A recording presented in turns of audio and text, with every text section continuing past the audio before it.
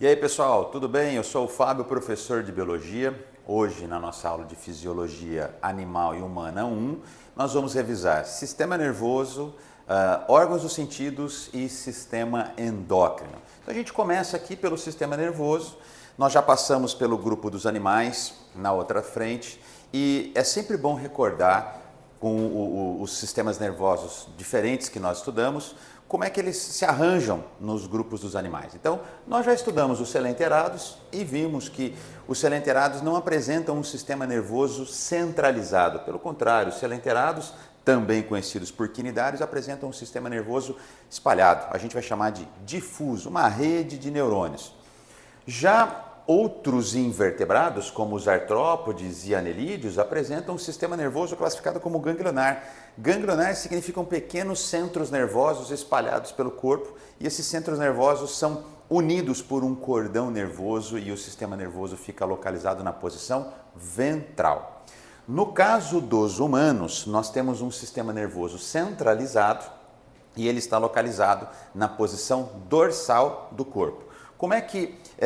Quais são as funções que o sistema nervoso deve realizar? O sistema nervoso é responsável por dar respostas motoras, além de percepções sensoriais, ele vai capturar os estímulos e vai dar respostas a esses estímulos. Algumas respostas são automatizadas, a gente chama de respostas automáticas. Muito bem, no caso dos humanos, então, a grande importância aqui do estudo, da fisiologia, é também focar no grupo dos humanos. No caso dos humanos, nós temos uma divisão do sistema nervoso em três partes. O sistema nervoso central, que a gente vai estudar o encéfalo e a medula espinhal. Cuidado para não confundir com medula óssea, tá, galera? Então, encéfalo e medula espinhal. O encéfalo está localizado no crânio e ele é dividido em algumas partes. Então, você vai encontrar o cérebro, vai encontrar o cerebelo, tálamo, hipotálamo. E a medula espinhal está localizada dentro da coluna vertebral.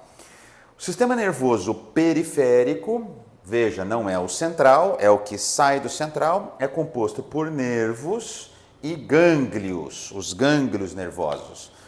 E temos um sistema nervoso classificado como sistema nervoso autônomo. O sistema nervoso autônomo é aquele responsável pelas respostas automatizadas.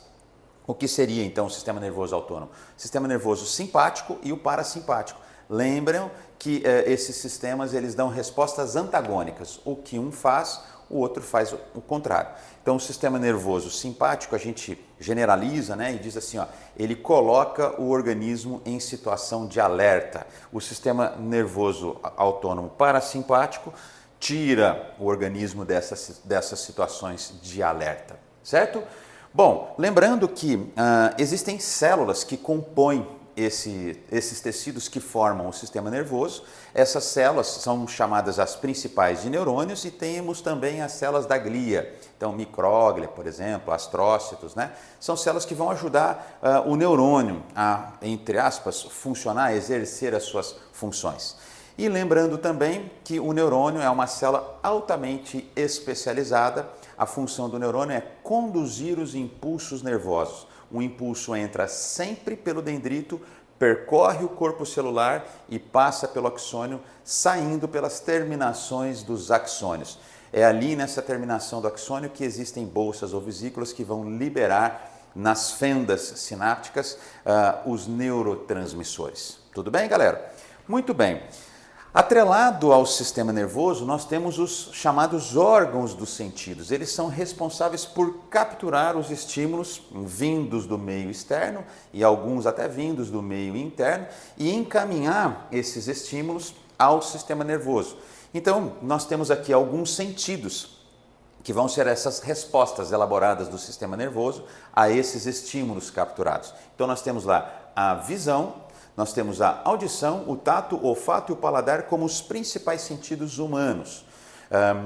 A visão é o órgão responsável por capturar os estímulos que vão dar o sentido da visão, seriam os olhos.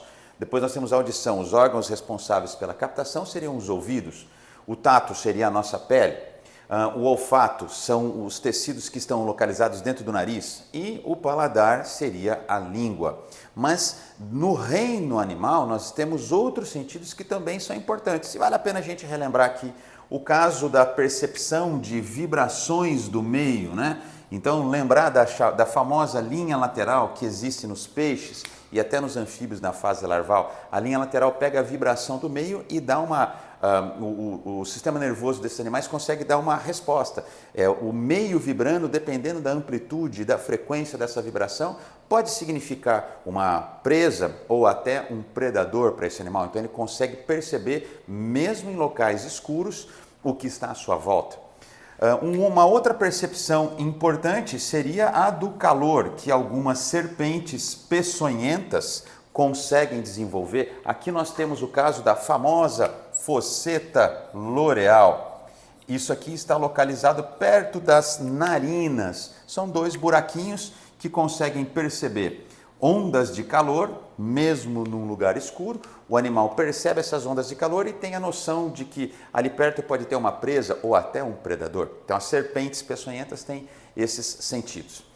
E por último, o sistema endócrino. O sistema endócrino é formado por glândulas, galera. Lembrar que existem alguns tipos de glândulas. Há as glândulas exócrinas, as glândulas endócrinas, que essas sim são as responsáveis por compor o sistema endócrino. Essas glândulas vão produzir hormônios. Então aqui, importante saber que nós temos que falar das glândulas endócrinas. São essas as responsáveis pela composição do sistema endócrino, tudo bem? O que é um hormônio? O hormônio é uma substância que é produzida em pequena quantidade e ele vai fazer o papel de um mensageiro químico. Ele vai levar uma informação para alguma parte do nosso corpo e o corpo vai desencadear respostas em função da presença desses hormônios. O hormônio corre sempre pelo sistema sanguíneo, né? Então sempre carregado pelo sangue.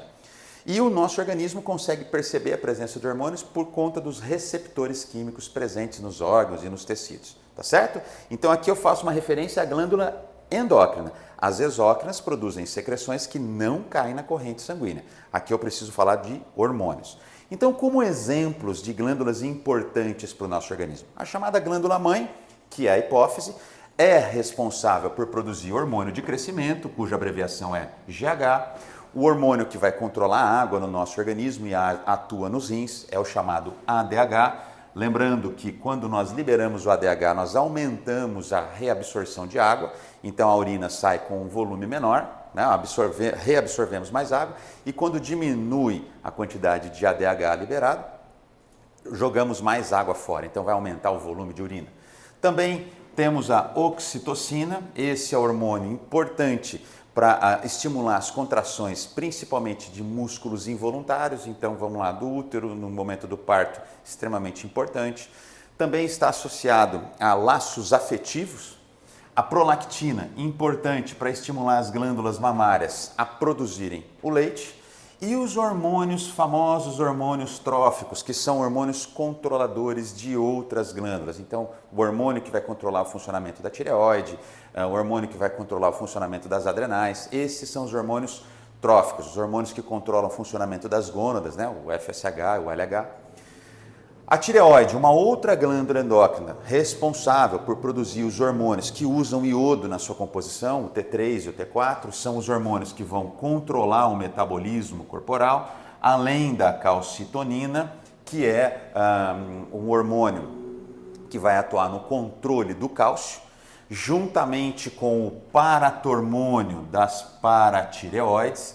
Esses dois hormônios, eles fazem um controle antagônico da quantidade de cálcio no nosso organismo. Permite a maior fixação de cálcio nos ossos, seria a calcitonina, e o outro, uma menor fixação, tirando o cálcio dos ossos e jogando no sangue, esse seria o paratormônio. Então o metabolismo do cálcio é ajudado por liberação de hormônios. E por último, as adrenais, que são responsáveis pela produção do cortisol, né? Adrenais porque, uma coisa importante, galera, um outro nome para as adrenais é suprarrenais. Ficariam, então, em cima dos rins, suprarrenais. Então, o cortisol, que atua no controle da glicose no nosso organismo, metabolismo da glicose.